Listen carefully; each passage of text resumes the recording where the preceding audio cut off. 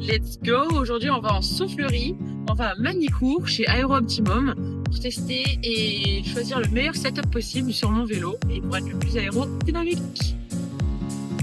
Alors du coup, j'ai amené plein de matos pour pouvoir tester un max de trucs, mais sachant qu'on est à quelques jours seulement de mon départ pour Hawaï, donc du coup, je voulais pas prendre le risque de modifier ma position sur le vélo. Donc tout ce que je vais tester, c'est du matos qui se met soit sur moi, soit sur le vélo, mais sans jamais changer les réglages.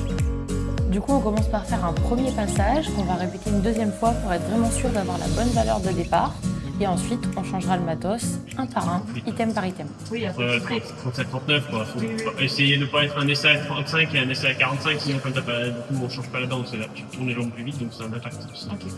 Donc l'idée c'est que ce soit une cadence naturelle. Pas de braquer et que C'est ça. les soit les plus proches possible. Exactement. Et que ma puissance elle redescende à une puissance de course pour pas que j'ai un pédalage trop facile. Ouais, L'idée c'est pas non plus de te travailler. Oui. Mais que je sois pas en train de pédaler dans le vide, sinon Ouais, ça c'est peut ça. changer mon pédalage. Ouais, Quoi. assez cool quand même Ouais. sur le rythme. Ok. Ouais, parce que c'est. Faut pas non plus que ça te. Comment ça fonctionne? Mhm. Ton vélo il est posé sur deux rouleaux, un qui entraîne la roue avant, l'autre Oui. qui freine, Oui. soit en effort, Oui. et les quatre bras en carbone qui le maintiennent. Ok. Ok, tout ça c'est posé sur les quatre plaques. Mhm. Alors juste deux contraintes, c'est, tu imagines c'est un pèse personne, mais au lieu de Ouais. mesurer en vertical, ça mesure à l'horizontale. Ok. Ça reste une pesée mécanique, c'est quand tu montes sur le vélo, tu crées un effort sur quatre plaques. Mhm. Ok. Nous ce qu'on veut c'est que mesurer l'aéro. Ouais. Donc ce qu'on fait, c'est que quand tu montes sur le vélo, on Non. fait une mesure de ça. Oui, je dois pas bouger. Voilà. Tu peux pas bouger, ça, c'est comme ça on mesure la mécanique. Comme vient de l'expliquer Rémi, là sur ces essais, on va essayer de rapprocher le plus possible ma cadence et ma puissance de ce que je vais pouvoir faire en course. Parce qu'en fait, la position et le comportement du cycliste sur le vélo, ça va aussi avoir un impact sur le coefficient aérodynamique. Et du coup, dans le tunnel, dans la machine, on va demander une vitesse de vent d'environ 37 km/h, parce que c'est les vitesses moyennes à peu près de déplacement sur la course à Kona. Allez, c'est parti.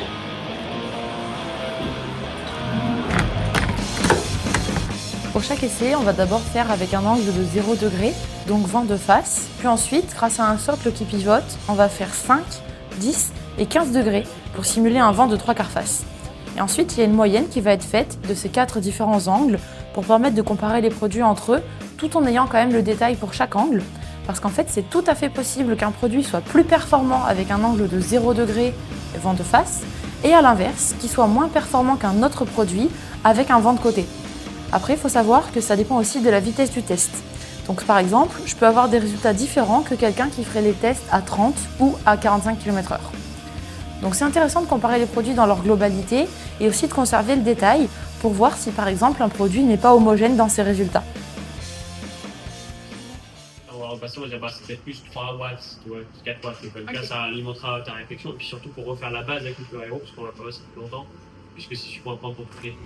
Et après, on en fait les 4 tenues que t'as, c'est ça? Ouais, je sais pas combien. On a aussi testé le casque de route aéro avec lunettes de soleil, juste pour savoir et en pensant déjà à Nice l'année prochaine. Au total, on a fait une quarantaine de passages sur la journée.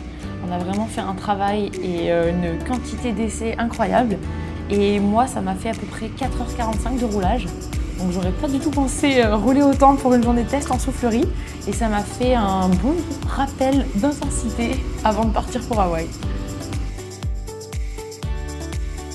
J'ai amené pas mal de matos à tester, mais ils ont aussi beaucoup de produits directement sur place. Au global, sur la journée, on a essayé casque, trifonction, manchon aéro, différents setups pour l'hydratation et les porte-bidons, et les roues.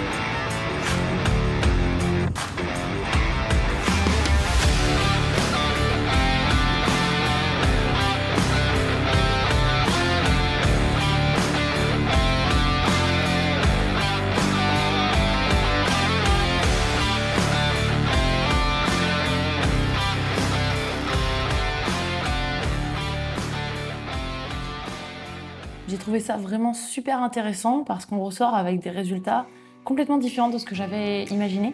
C'est-à-dire que je pensais franchement qu'on pouvait avoir des écarts de 10 watts peut-être entre deux casques. Et en fait, c'est pas sur ces ordres de grandeur-là. Donc c'est des différences qui vont être un petit peu moins importantes. Ça va être 5 watts par-ci, 5 watts par-là. Sauf que mis bout à bout, en fait, sur différents réglages ou différents choix de matériel qu'on va pouvoir faire, en fait, on va gagner 15 à 20 watts sur la journée. Donc au final, il y a quand même un sacré gain à aller chercher, même si ça se répartit différemment de ce que j'avais imaginé en fait.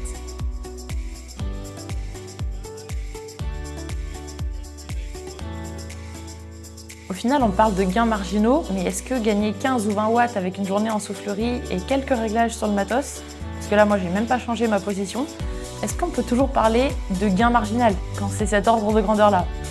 Pas sûr. Je pense que c'est quand même non négligeable quand on cherche la performance.